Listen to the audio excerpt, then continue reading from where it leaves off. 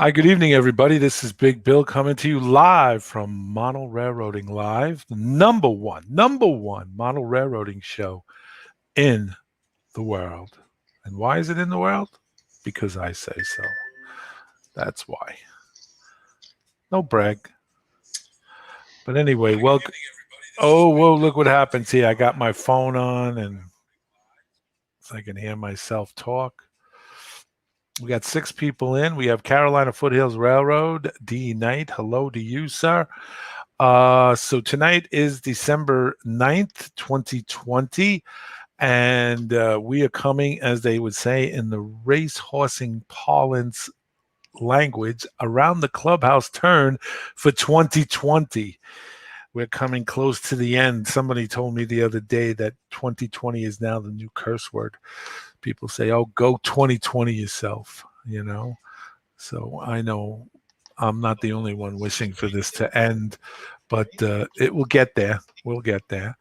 Tonight we have a special guest on the show. He's one of our very own, Ralph Renzetti, part of the MRL crew. But before we start that, I just want to give a shout out and just give you an update. We were supposed to have James Powell on last week, but due to the fact that he was sick, under the weather, he was not able to make the show. We're going to reschedule that because James is a real good model, and he owns his own business where they do that fabrication for themed things for restaurants and for movie sets and all into the sci-fi stuff and Pirates of the Caribbean kind of stuff. And his company also does a thing with wheelchairs for the kids. They make them into special, like Star Wars thing and for the kids. So it's just not a wheelchair. It's something special that the child has. And that's really important and stuff like that. So he right now is a little under the weather. He's recovering nicely. And as soon as he gets back on his feet, we're going to have him reschedule, James Powell.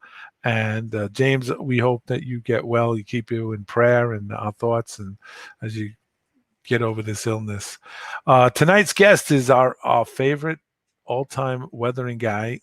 They call him the Mudfather around here, and he'll explain that. But we have Ralph Renzetti. I was first introduced to Ralph through Trainmaster TV. I would watch Trainmaster, a subscriber to Trainmaster TV, and I saw him doing weathering projects, and I was like, I always said to myself, man, I'd really like to do stuff like this and meet this guy. But you figure, you never do it.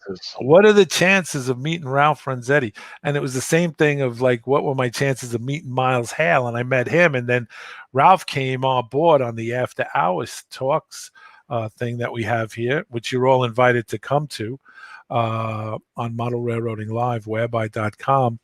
And Ralph kind of like integrated himself into it, and it was a good fit for him, for me, for us, for Model Railroading Live. And we brought him aboard, and he has since been on our show. Since he's been with us as in the core group, he's brought a lot to the table for us. And we were sitting around one night a couple of weeks ago, and Ralph helps me get people for the show because he knows a lot of people. And so he says, Bill, this guy like James Powell, he knows. He says, this guy'd be interested in being in this guy. And we were sitting around, and I was thinking about who I was getting, and I looked up, and Ralph was on the screen, and I said, Ralph, you've never been on Who's Big Bill Talking To? And he's like, no. And I was like, well, why not? You never asked me. So I was like, okay, we got to have you on. So this is a dream come true for Ralph. This is an accumulation of all his life's work in model weathering. This is the pinnacle. This is like, check this right off the bucket list. Model Railroading Live with who's big. Yeah, I know, but who's Big Bill talking to? So this is like one of the foremost accomplishments. You can just check this right off. Right after this, it's Nirvana. You're living the dream, Ralph. You're living the dream. Absolutely. Now, Ralph, everybody. Okay, I'm sorry, Ralph. Go ahead. No, it's all right. No, everybody knows you. doing what you're sitting in is your layout room, but they know you for your weathering and stuff like that. But how did you first get involved in? It's the quintessential question I ask everybody. How did you get involved in model railroading? What was your earliest experience? The earliest experience is when I was a kid. My dad went on a bowling tournament down in Detroit, and when he came back, he brought and it was around Christmas time. He brought a train set, Cool. an O scale train set, and that got me started. So he got a 4x8 sheet of plywood for me, had it on the plywood, and then that lasted about a year. And then my sisters needed a new dresser, so he used my 4x8 sheet of plywood to make a dresser top for their. There went my layout. There you went the layout. Yep. So my trains got put away, so they were pristine when I finally brought them out again. Now they were Lionel. I don't remember. I know they were tin plate. Okay. Um, and when I finally did sell them, I didn't get very much. But when I started to work at the hobby shop, the guy that used to be doing the repairs there, I got to know him quite good.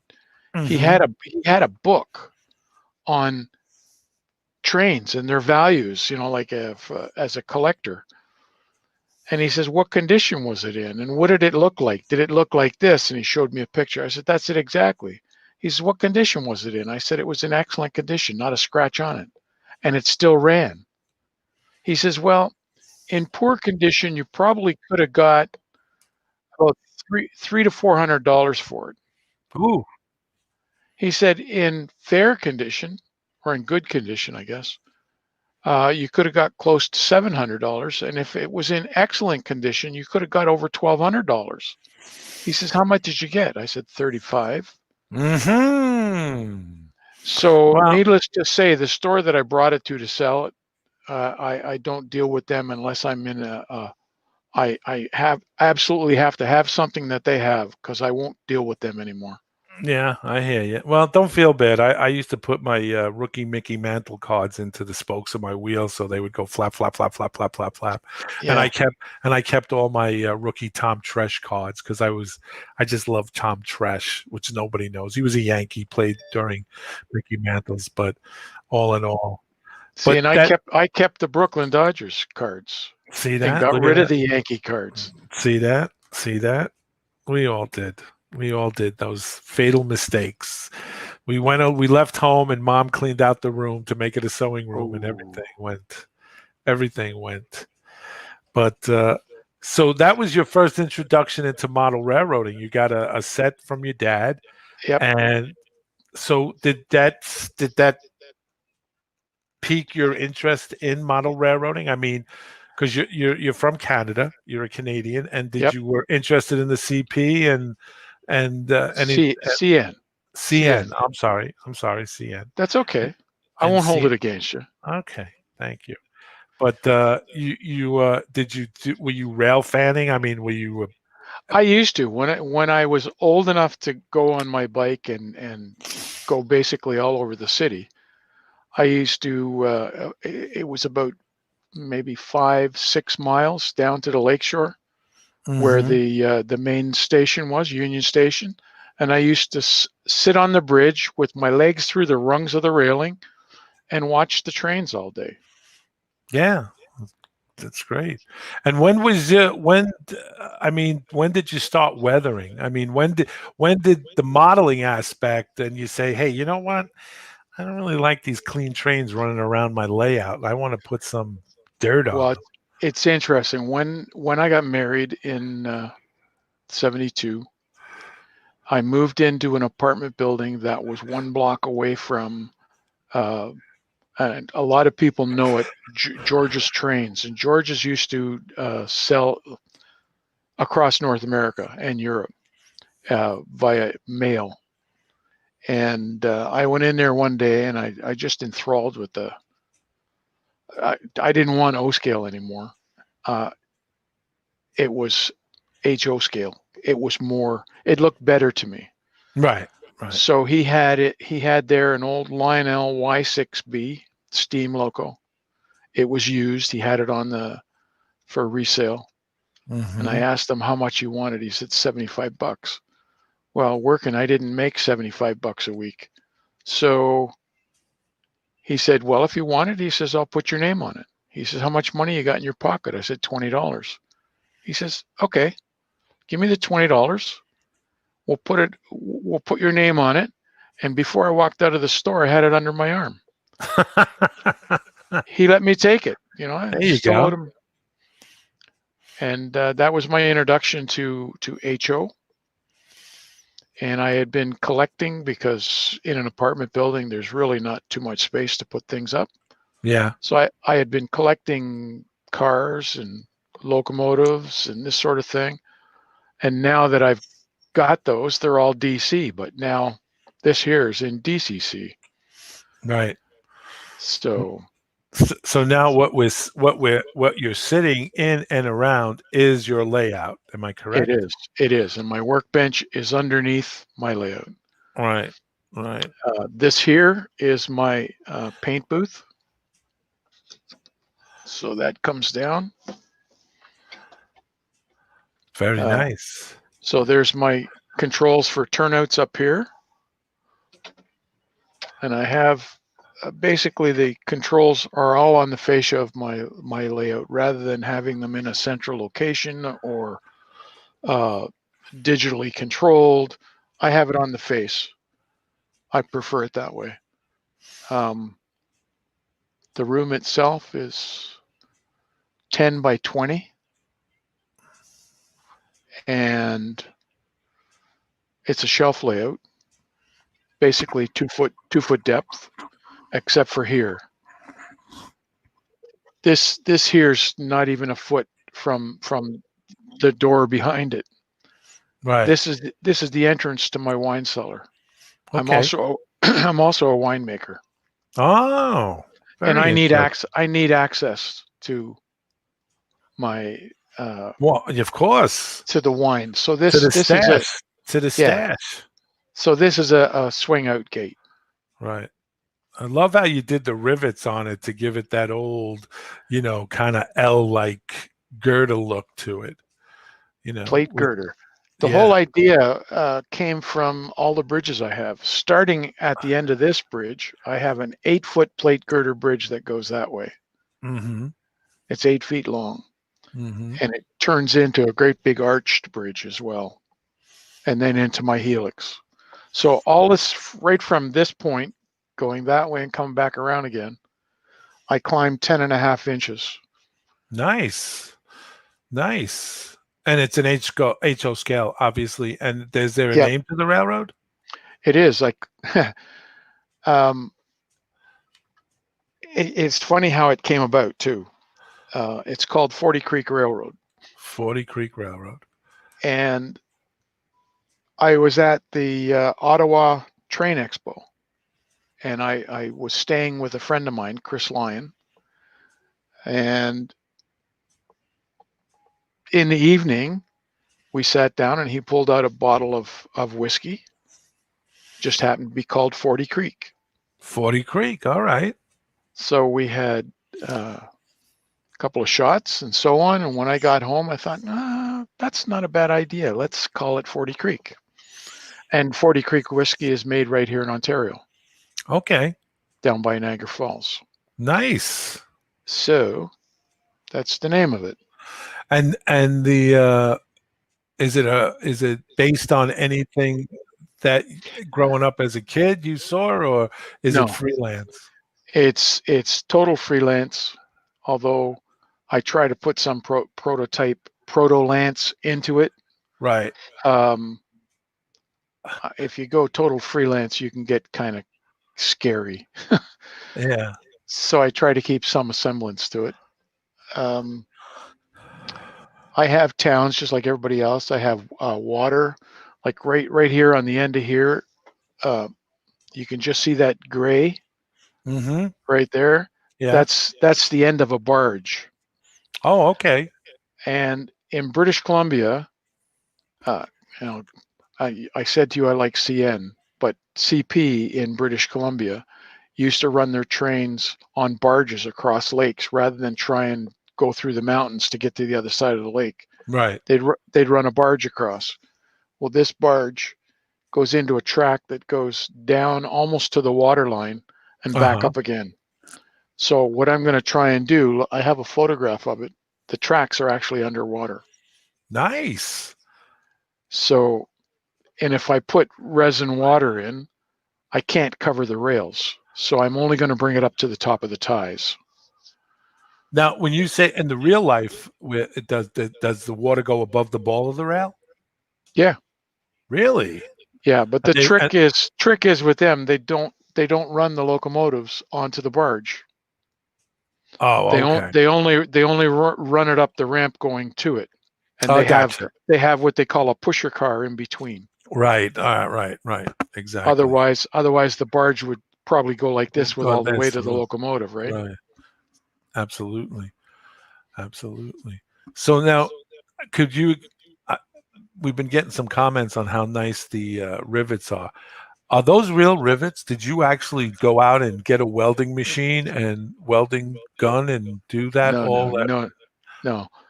What I did is I took a Forstner bit.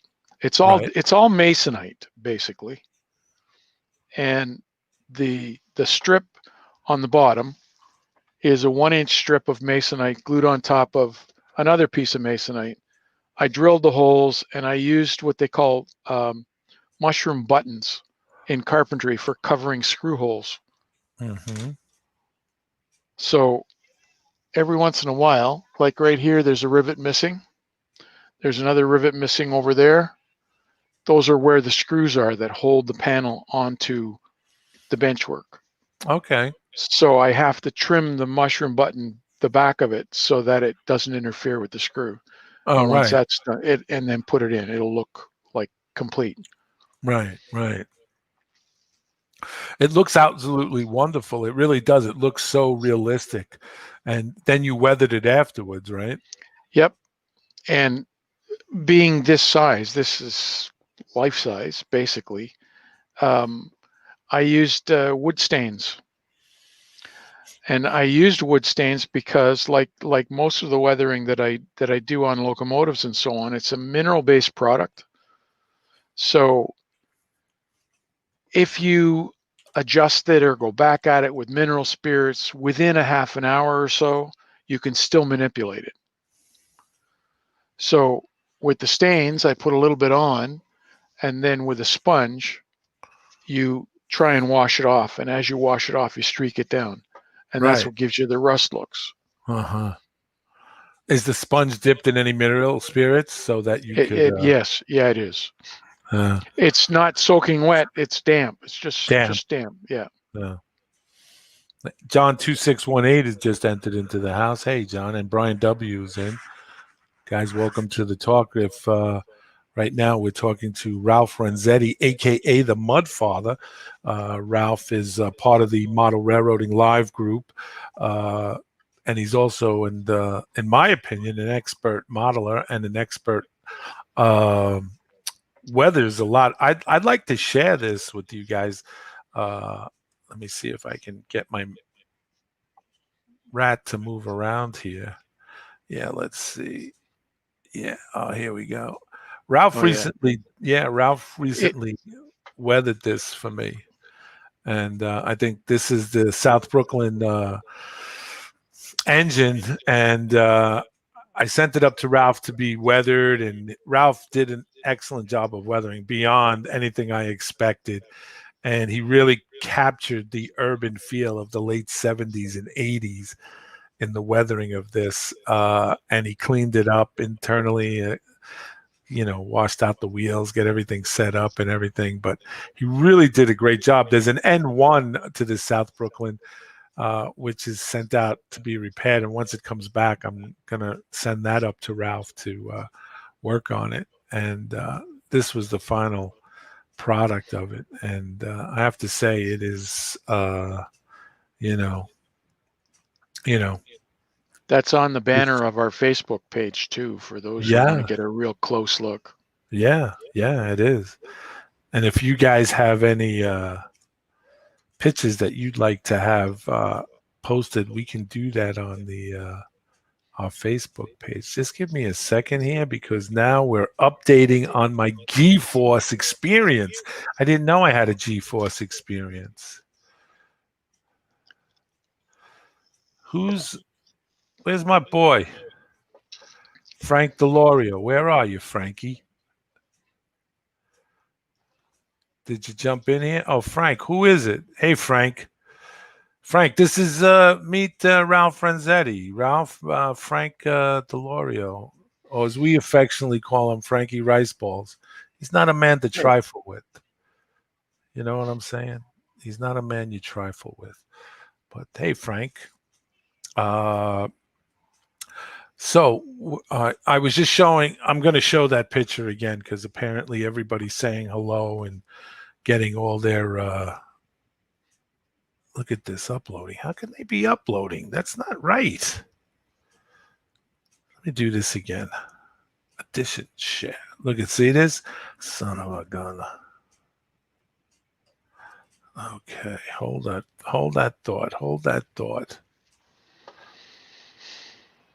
Anyway, I'll get back to it in a minute because we're doing this. This thing is uploading behind the scenes here.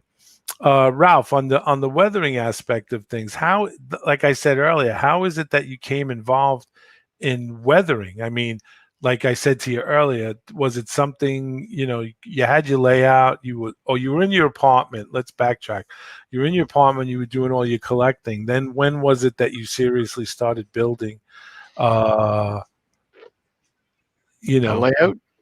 well, that you seriously said, "Hey, I'm buying my house and I want to do, were you Well, secretly looking for basements that the were large f- enough?"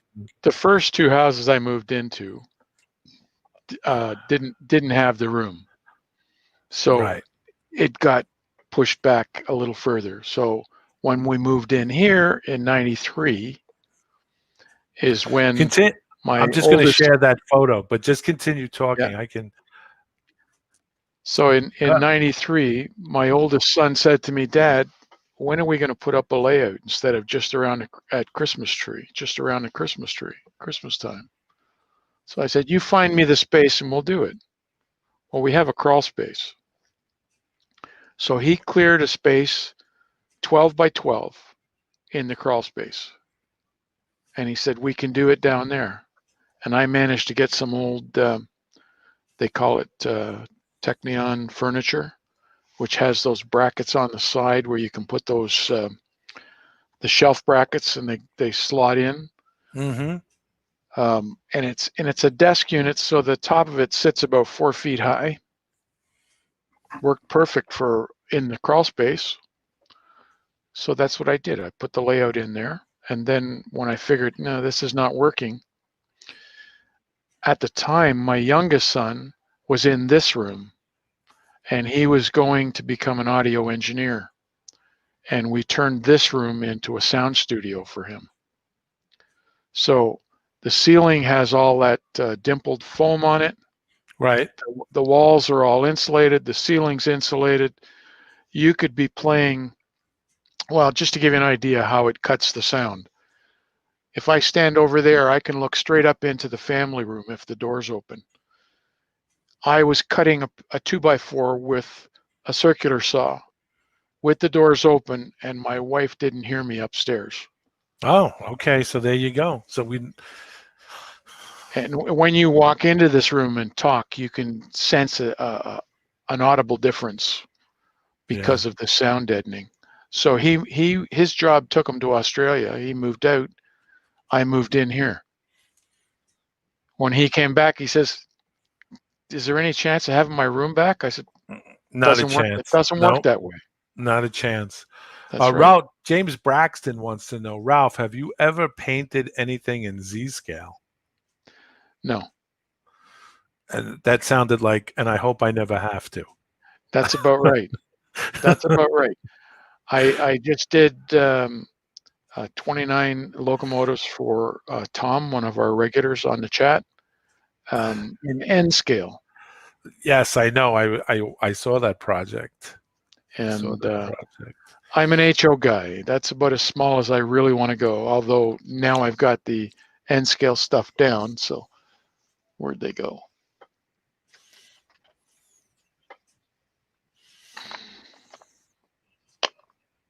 Oh, that one's not done.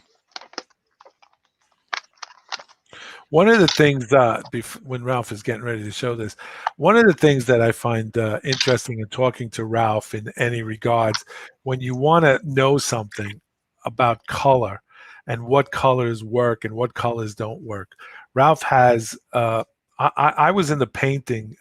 Out interior painting houses, exterior, and you get to understand colors. And I always found it fascinating that whenever you talk to Ralph will always tell you what the colors, should be to get what you want.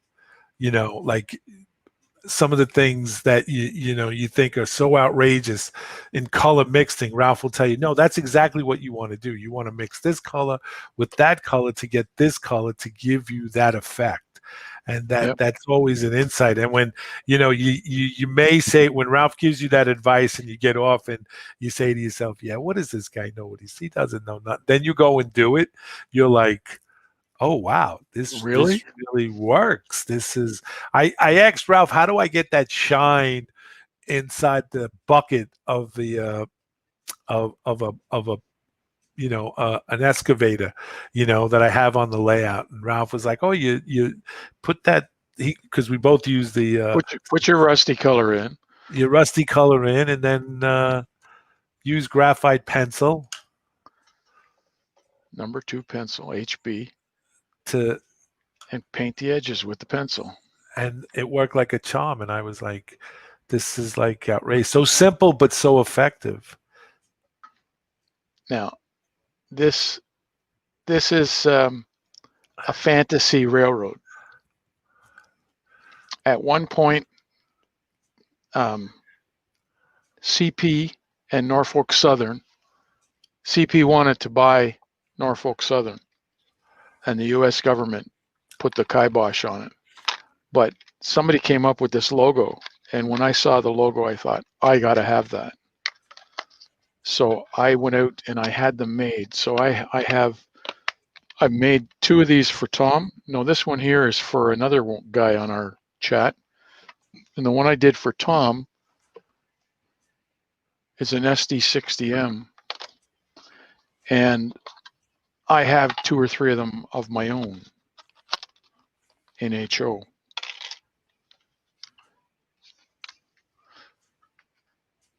Norfolk Southern. It's actually Calgary Southern. And Nice. underneath Calgary Southern, it says the Beaver Horse of transportation, A. EH, A. A. Yeah.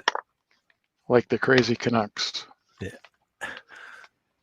That's really a sweet looking engine. Sweet looking paint job on it. Really nice.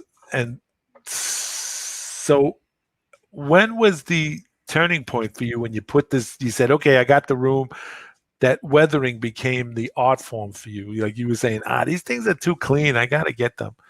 Were you Well, always interested in that form? That because it's an art form. It absolutely is an art form. that's what I remember seeing when you see the prototype. Right. They're never spotless unless it's a passenger train, Mm-hmm. and they clean those daily. Mm-hmm. So when I was collecting, I was also a subscriber to Model Railroader, Model Railway Craftsman. There was a couple of others I can't remember. One of them's no longer. But it used to bug me.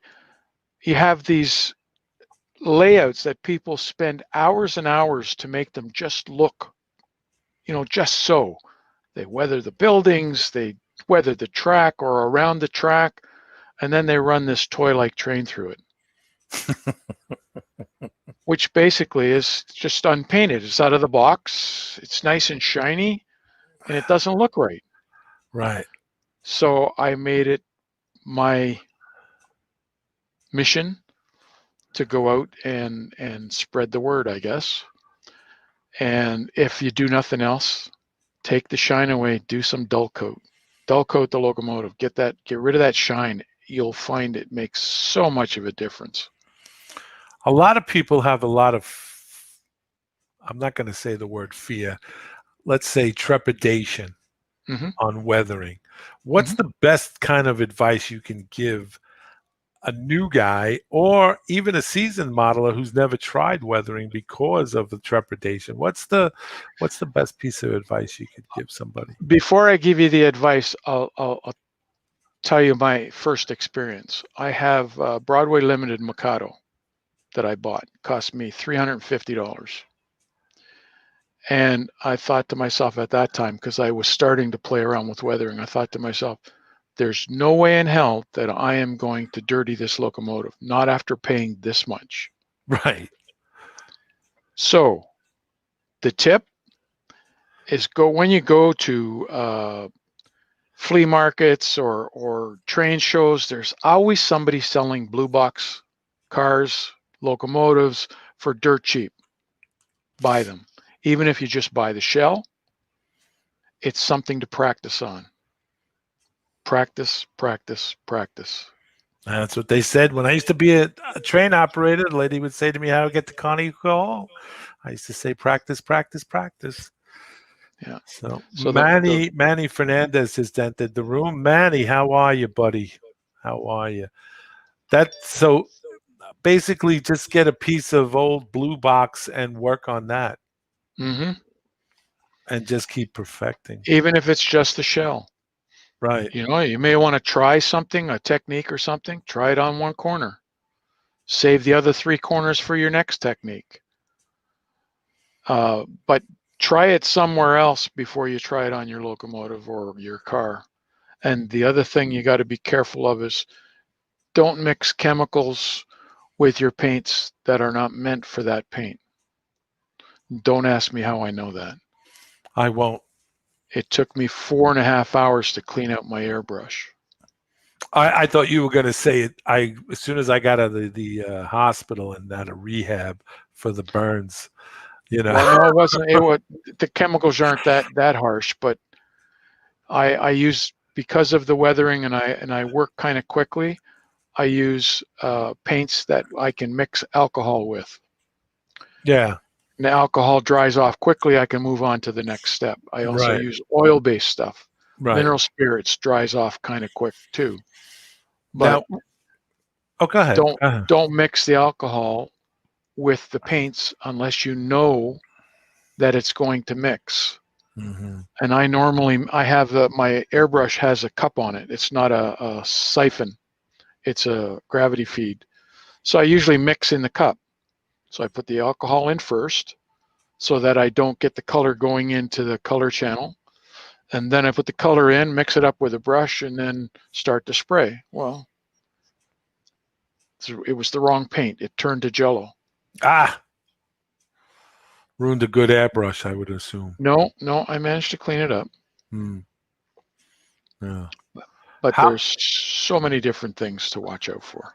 now you doing model railroading and you spent because like I said earlier in the show, I've seen you on Trainmaster TV a couple of times and was weathering buildings and making brick look like stone and stuff like that. But you also do dioramas I do. and you enter them into contests. I do. And do you have any on hand that you could share with us? Um, well, let me see if I can find the Star Wars one. Um, I've done a whole bunch of them. I did a Volkswagen, a rusted out Volkswagen, a junkyard find sort of thing. Mm-hmm. Um, now, why is that not coming up? Technology is great until it doesn't work. Until it doesn't work. You're right. I have on this computer a program called Dropbox, and I have a lot of photographs in it. And like I was saying to you earlier, my computer decided to do an upgrade just before the show. which left me sort of panicking. What's the hell's going on? Okay, so I guess Dropbox is not going to be the one to go to. I've done the rusted out Volkswagen. I also did a futuristic Volkswagen, the bus. The Right. second one, the futuristic one, was like beyond Mad Max. So it actually was levitating using electromagnets. And that was painted up as Jägermeister. No, that doesn't want to show either. God, what the hell's going on here? For you guys that are tuning in late, that are coming in on this, we're talking with Ralph Renzetti, aka the Mud Father. Ralph is, in my opinion, an expert in weathering and all things prototypical in model railroading, and also in doing dioramas and other period pieces that he enjoys doing, and does it excellent job. I think I recently, if I can, I'll share it again if it's possible to share it. But we see. Oh, here it is. This is the engine that Ralph did for me for the South Brooklyn Railroad. I sent it up to him, and he weathered this. So this is something. He's done other stuff. I hope to have him show what's recent diorama of the Bond find that he did, that I think is like totally off the hook. Ralph, how did you come up with the nickname the Mud Father? Actually, it was the guys on the nightly chat that came up with that. I think it was Dwight North Star Railroad. Mm-hmm. He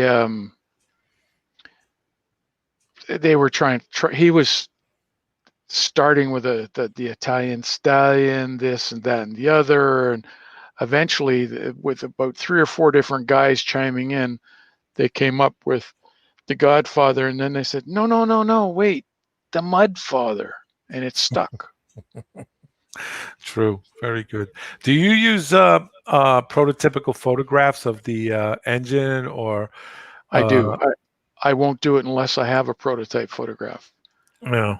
Now, in your case with your locomotive, I didn't have a prototype photo, but I did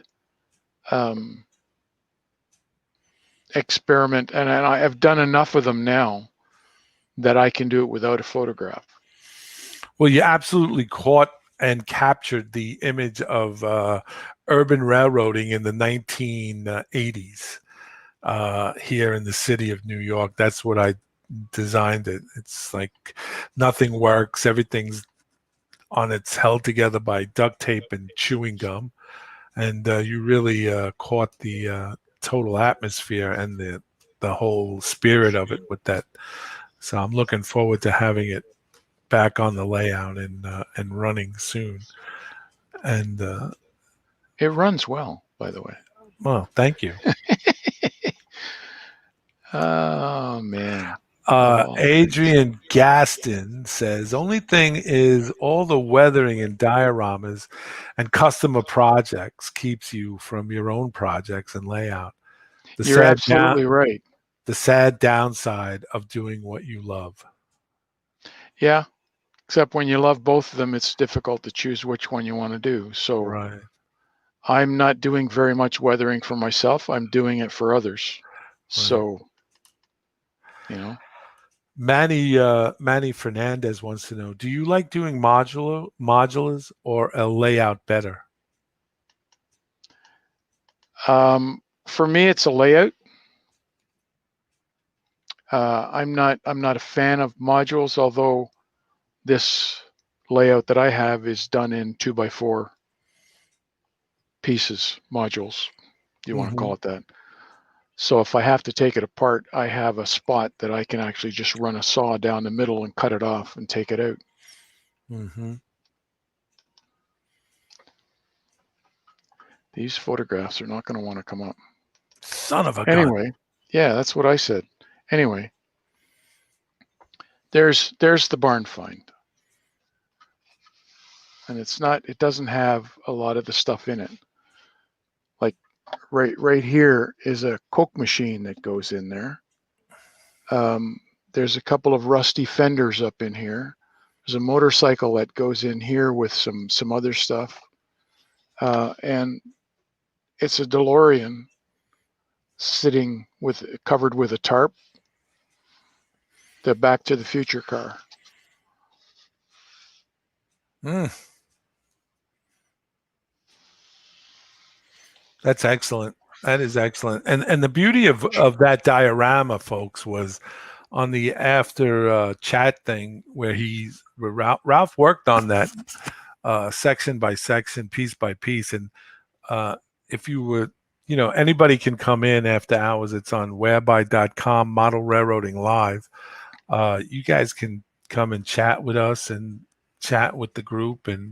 But we saw Ralph build this. And at first we were like, Ralph, what are you doing with wood? Why are you carving wood? And Ralph went, well, I'm doing this project. And then all of a sudden he was putting spackle over thing. And we were like, Ralph, what's that? And he was like, oh, I'm just got this idea to do this bond find thing. Next thing we know, he's putting together a DeLorean car and he's doing this and doing that. And then, oh, wait, you know something? I think I have that picture, Ralph, because you sent it to me. Oh, that's right. You were showing it to your wife. I was showing it to everybody who I could show it to, and I definitely, with the Coca-Cola machine and everything, right, and everything that you put in it. Where's you be? Where's you be, brother?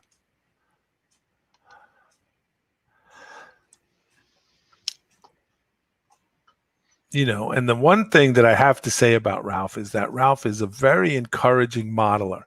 What I mean by that is that Ralph is, he's willing to help you out.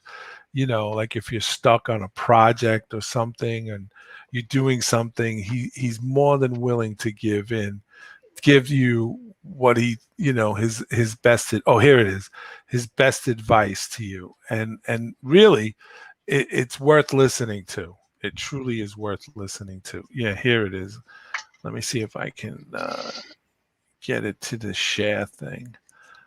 Here's the bond find, and it's all in its glory. If you guys can see this.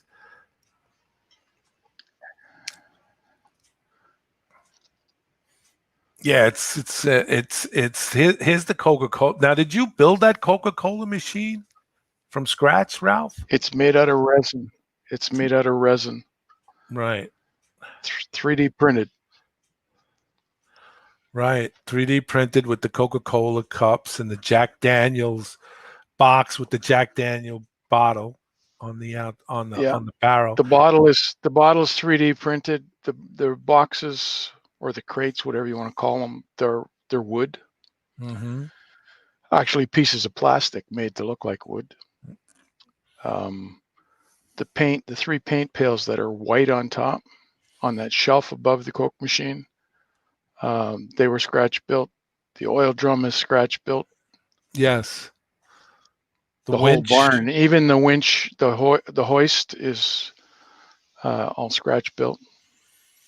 Oh, I can't help but feel a part of this because Ralph was doing this the top here, and I just was doing tops for my layout, and Ralph was asking me how did I do them and what was it like, and we were kind of going over it as he was making this top.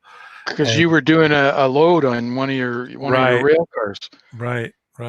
What I find interesting in this, and what I think is really, truly a pinnacle of a true artist in a diorama like this. If you guys would look at the hoist here, you'll notice that the wood is worn away from it always being hoisted, and that indentation where my cursor is like right there. See, those are the kind of things that guys would put together. You could put this diorama, have all this there, and then not have that there.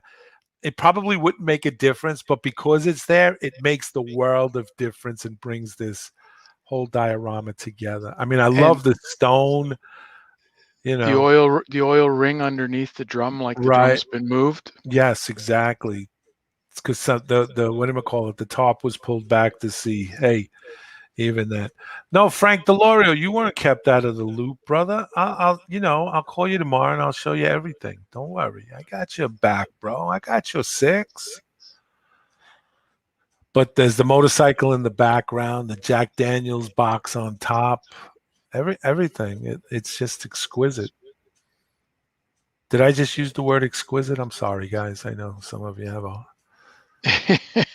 I know Frank. The biggest word Frank knows is delicatessen. So I apologize, Frank.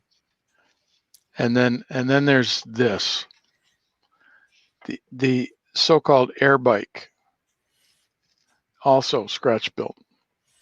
Nice. And it's all suspended off her foot at the back.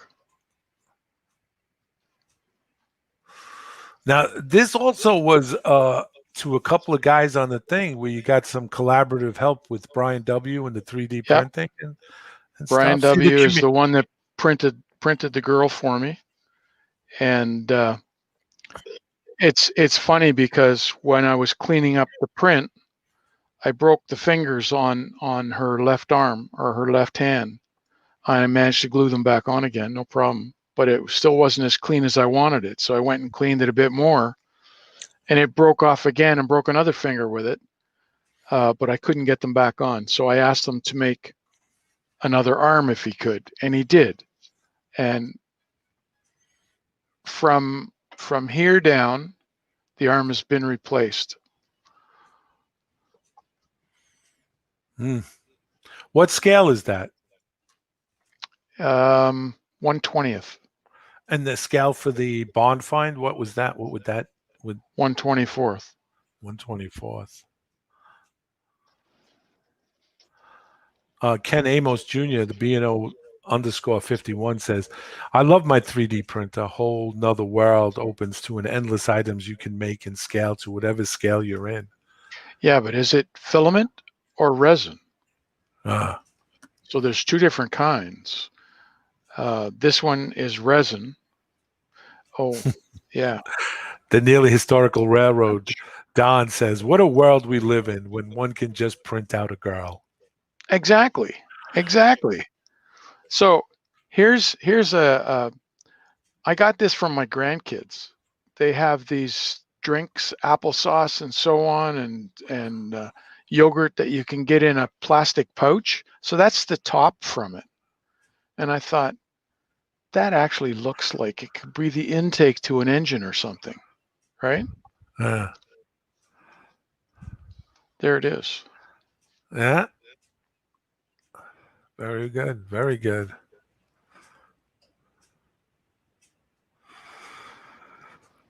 Let's see. Ken Amos Jr., B&O underscore 51 says resin. He uses resin.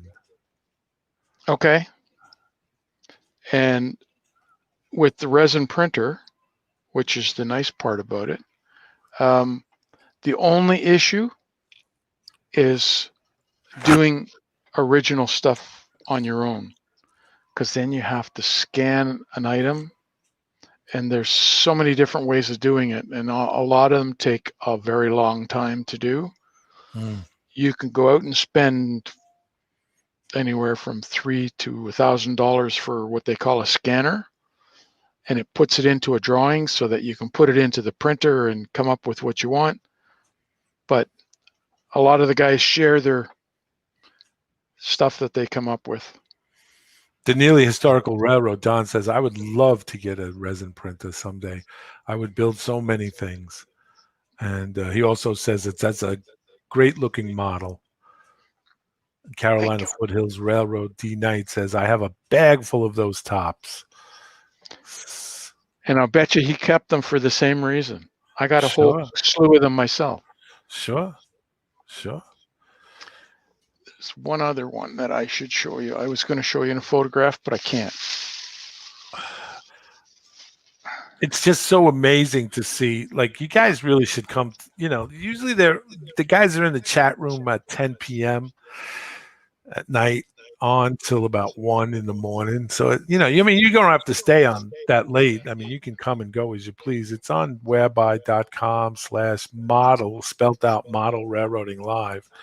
You guys can come in, and sometimes you start seeing Ralph. Ralph is starting to work on one now, and it's with water and everything, and so it's So wait. here's my uh, Star Wars. World War II meets Star Wars. Oh, wow.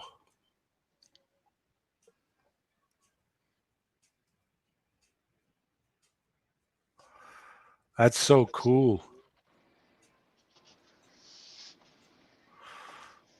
I guess they went through the supersonic time. They went too much in the warped time warp. I don't know how it happened, but they ended up.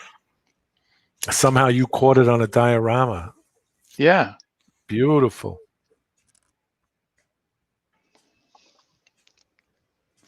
Randall Ellis just jumped in. He says he apologizes for being late at work right now. You got to Don't make let it that. happen again. Don't let it happen again. You got to make that cheddar, Randall. Got to make that cheddar. Got to put the food on the table, brother. Hey, just while we're taking a break here, just want to let you guys know that we're talking to Ralph Renzetti, aka the Mudfather. Ron is part of the Model Railroading Live crew, but also, in my opinion, an expert modeler and also one heck of a weatherer. He's weathered an engine of mine, and I have a boxcar, a B&O boxcar that he has weathered and has gifted me at for my layout.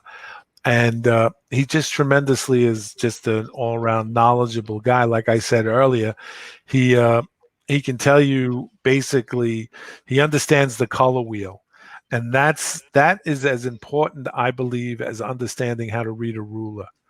If you know how to read a ruler, the world is your oyster. And if you know how to do a color wheel and what colors and how it works, man, you could be you can weather a lot of stuff and mix a lot of paints. Could be the new Picasso.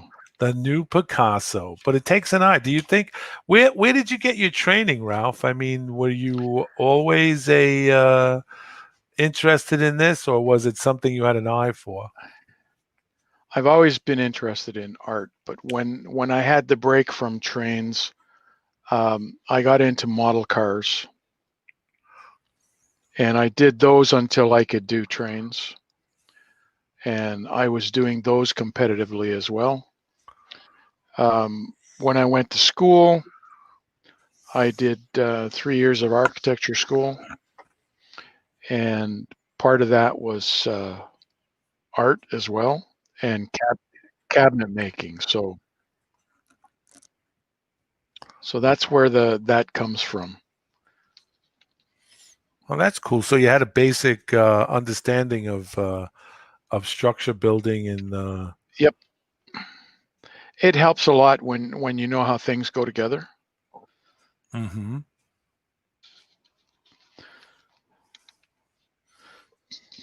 And there's the water scene that you were talking about that I'm working on now. Mm. So that's a one-man sub, and it's already shot off the torpedo. So now I just have to do the water splashing over the sub and the torpedo, and I'm actually going to make the second torpedo come out so that it's only out to about here. Wow. How much do you spend on detail? I mean, does it are you basically are you a rivet counter when it comes to doing weathering and Everybody's a rivet counter. The DeLorean I did in the barn find, I went to the nth degree of getting the wiring, the details, and so on of the car. I went out and got photographs of the car itself to use them as reference to do the wiring harnesses and all of that, and then to realize I'm putting a canvas over it, a tarpaulin. So all of the detail work that I put in there is for naught, right? The same with this. The sub has been completely weathered. I don't know whether you can see it or not, but Yeah. Definitely weathered. it's been weathered. So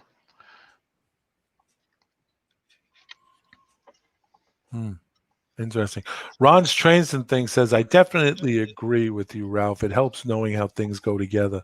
My past construction experience is invaluable to structure building. I believe that's to be correct. I think that once you have a basic knowledge, even if you're a trade shade mechanic, or a do-it-yourselfer, you kind of know how things you want to look. And Ralph said it earlier, using a photograph is instrumental because he won't work without one, right. to get it right. Ralph, unfortunately, we can't get it up, but the photograph. But Ralph has done where there's literally a dent in the fuel tank. Oh And yeah, the Burlington Northern. yeah, the Burlington Northern, Yeah. and it's really not a dent, but It, it it's it's painted. it's It's painted. painted It's to look it's an like the dent. illusion. It's an illusion of a dent, but it looks like a dent, and I think that in itself is a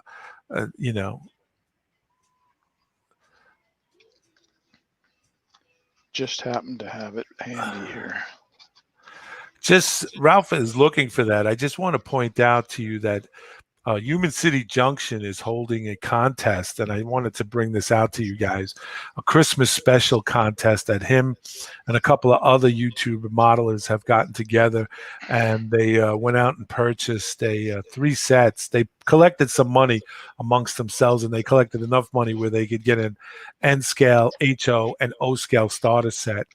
And if you guys go to Human City Junction to his YouTube channel, you will see the contest. They're going to give away a starter sets. They have 3 of them in each gauge, N, HO, and O gauge, and it will be given to a child 14 years and older, obviously. But it's designated to help kids get into the hobby. The Ute. Did I just say Ute, Ralph? The Utes. Yeah, The Ute. the The Utes. Ute. The The Utes. Utes in a hobby. Right, the youths in the hobby. It's helping them to get them in. So you guys should head over to Human City Junction and check out his video on how you can enter this contest to win this for a youth in your life that you want to give a set to. You don't have to give it if you don't have kids. You can still enter. You can give it to your nieces and nephews and stuff like that. So you know, go over to Human City Junction, check out his channel, check out his subscriber, become a subscriber if you're not already, and check out the contest. It's December 13th, I think, is when they're going to pick the winner for all 3 of the N, HO, and O scale layout starter kits. It is. So please go over to Human City Junction. Ralph, is this the engine we were talking about? Yeah, I'm surprised you remembered this one. Ralph. This is made directly from a photograph. The number and everything matches. Even that's where I got the scratch in the fuel tank. It's just like the prototype photograph. That's sweet. That is just sweet.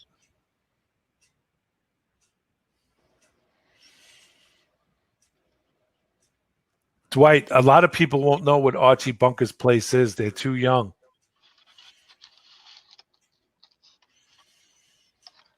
That is a what's the worst thing you don't like about what you do, your weathering? What is it that you don't like? I shouldn't say worse. What is the one thing you do not like to do when it comes to weathering, but it's a necessity that you have to do?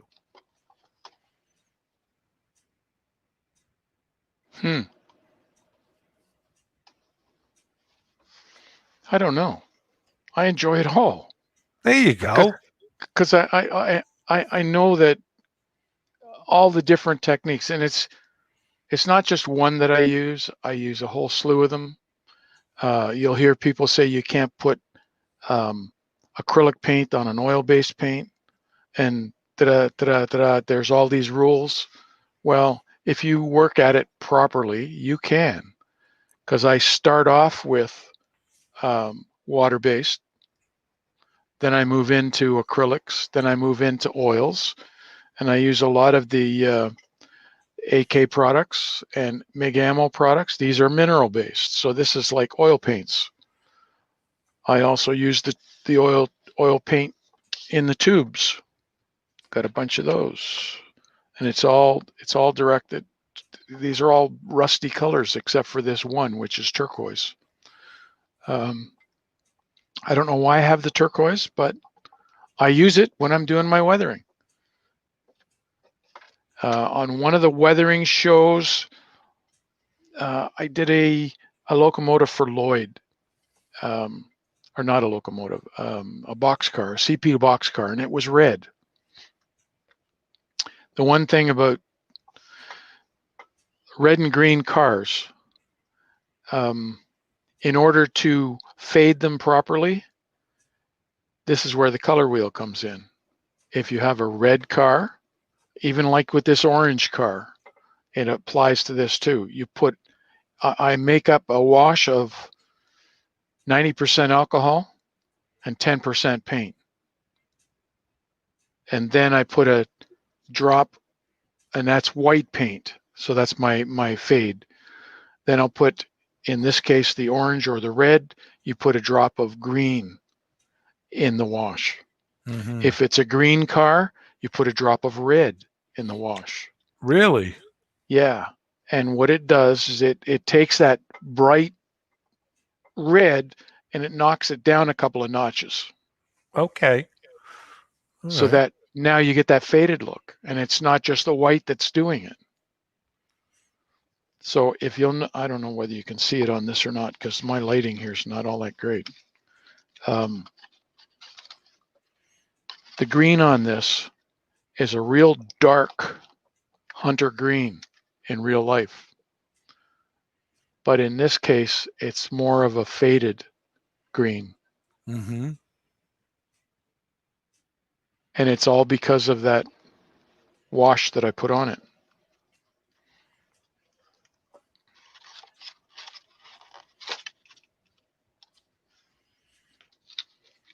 So now I've started to do weathering with watercolor pencils. And how's Going that back, been? going back to that barn find, the Yeah. oil drum, except for the oil spill, the actual black, that was done with watercolor pencils Mm-hmm. to do the weathering. Wow. And Was it difficult to do?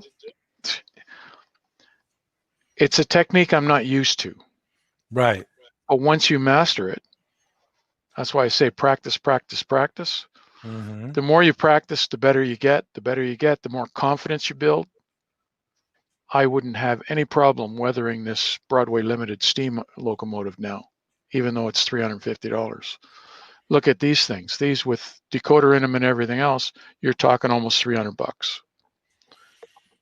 I don't have a problem because I have the confidence now. I know that I can do it.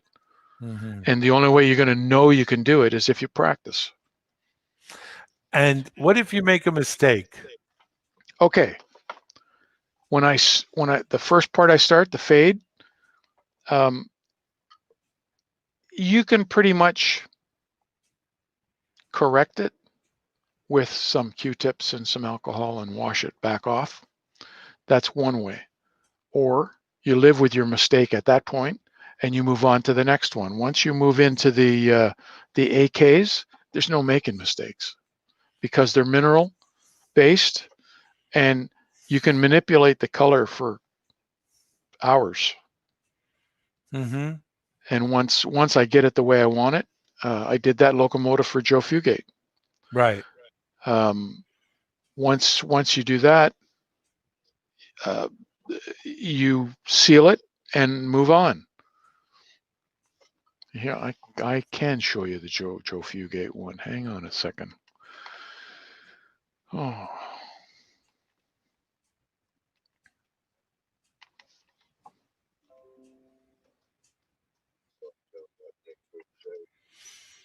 Next week's shows, we're going to have, as Ralph is looking for that, we're going to have John will be coming back on Thursday, Johnny's Train Talk show. He'll be coming back next Thursday night at 9 p.m. All the shows on MRLR at 9 p.m. Eastern Standard Time. So we have Johnny's Train Talk Show. We have the Railroad Empires, I believe, too, right, John? On the Yeah, I know. My show next week on the 16th is going. Who's Big Bill talking to Sam O's get old get oh geez Louise, get it together, William. Sam's O Gauge. Uh this is uh he's a blogger on doing old gauge, and his partner, the guy they're two college students, and they have a blog on YouTube where they get together and talk about old gauge stuff. We're going to have him on next week, and then we have Johnny's Train Show talk show right after that on the next day, the 17th, and then that Saturday we have the Railroad Empires, how we build them. Those guys are going to be back with an interesting topic. Do you know what the topic is? I do, but I can't say. Oh, it's a secret. I It's a can't say. secret. He's on the Yeah. double. And also next week's shows will be the last shows for 2020. We'll be back in January with a whole new schedule, a whole new show, a whole new look. Let's see. Ralph is going to show So us. there, Oh, there's the paint can you cans. see that? Yeah. Right. And I was experimenting here, so I just cut a piece of styrene plastic, painted it the color that I wanted, painted the inside of the paint can. A little piece of plastic down here on top of the Coke machine. I made a brush for it. And you can see the top of the oil can. It's the rust marks in the paint. There's your locomotive.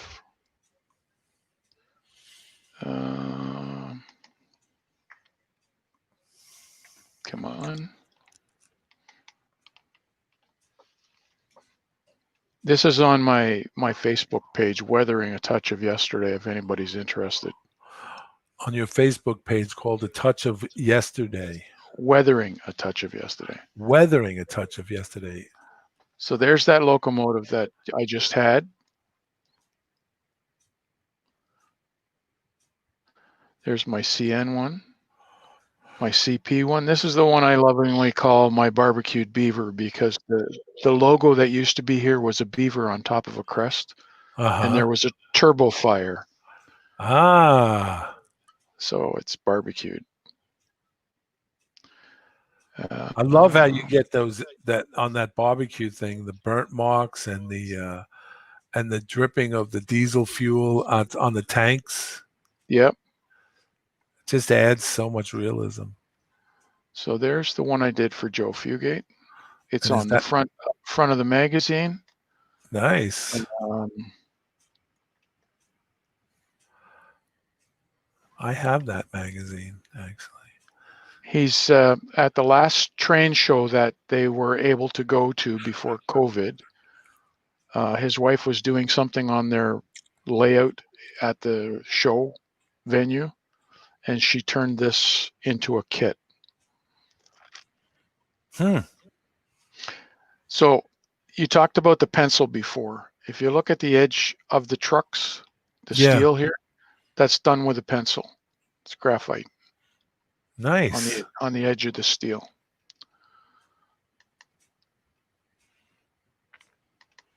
It's absolutely so realistic. And somebody said I should cut the horns off the bottom of the coupler, make it look more realistic. That's taken on my back fence. I have a hydro field in the back of my property. Mm-hmm.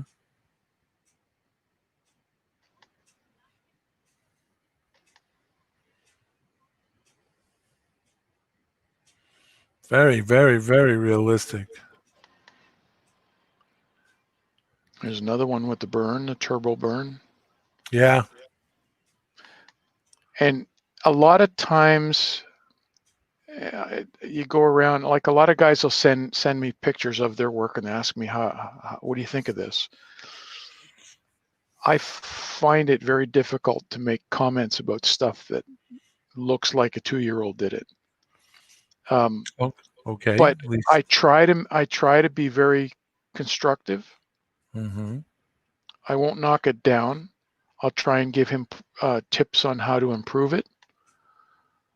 Like, I'm not saying my work is the best, but if I can help somebody, feel free to ask.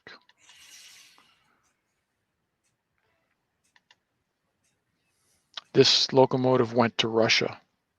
Did it? Yep.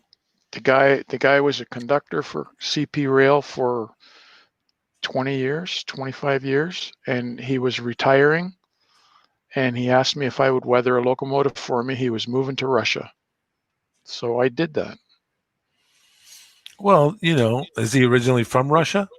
No, He just moved to Russia. he moved to Russia. Don't ask me Oh, why. some I tried to ask him why, and he wouldn't say. well, some people just want to wait Maybe 8 hours in line for toilet paper. I guess I don't know. maybe he was in witness protection. I don't know. Who knows? Who knows? More power And to. one of our regulars, Marty Jenkins, Yes, Marty from down under. Hello. I did this for him. He's in Australia. This thing is tiny. There's a caboose, and Yeah. it's shorter than the caboose, and that's a bay window caboose. Wow.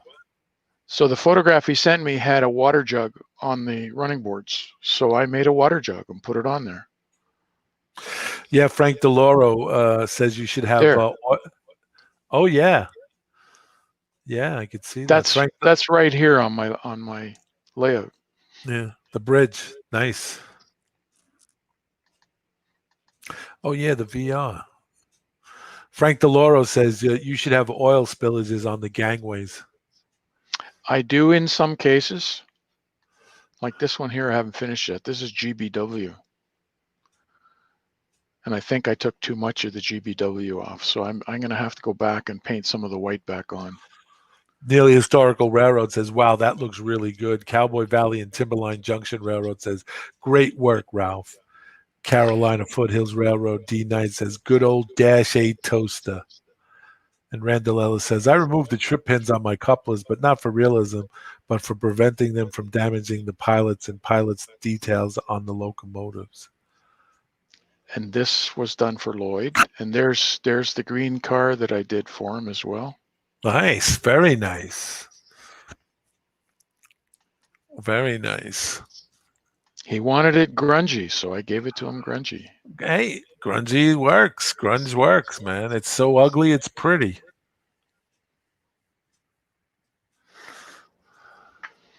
And this is N scale. Ah. This photograph made Railroad Craftsman in September.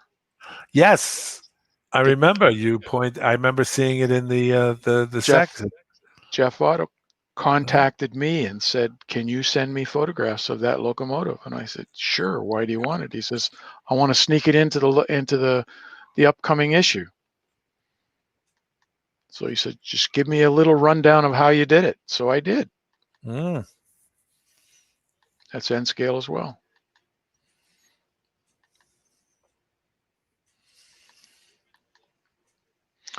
And those were all repaints and then weathered. There they are. Now, Ralph, if anybody wants to get anything weathered, any engines, are you up to having that to do that? Yeah.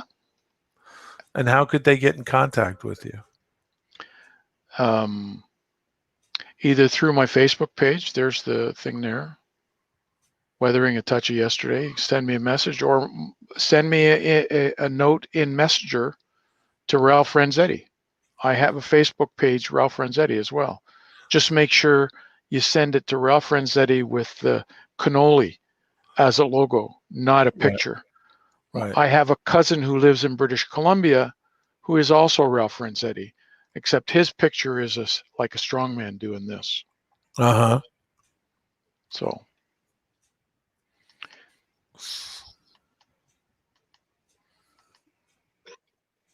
one of these, and I'm not sure where it is now. Oh, that's the SD40T.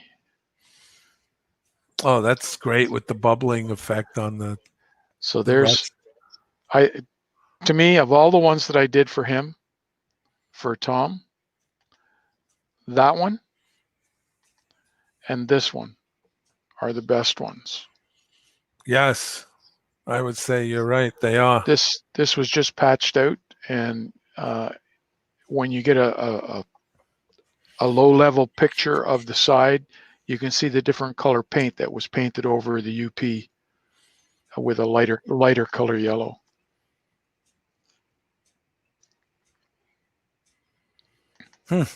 Very nice. Excellent work. Excellent. Well, Ralph, I want to thank you very much for being on the show. And I You're know welcome. that I know that you weren't up to snuff tonight. You hurt your back earlier, and you still troop it on, and I greatly appreciate that for doing that and for coming I'm on. I'm still high. Okay. Okay. Painkillers, boys, Yeah. not weed. I Yeah. wish it was. Yeah. Okay.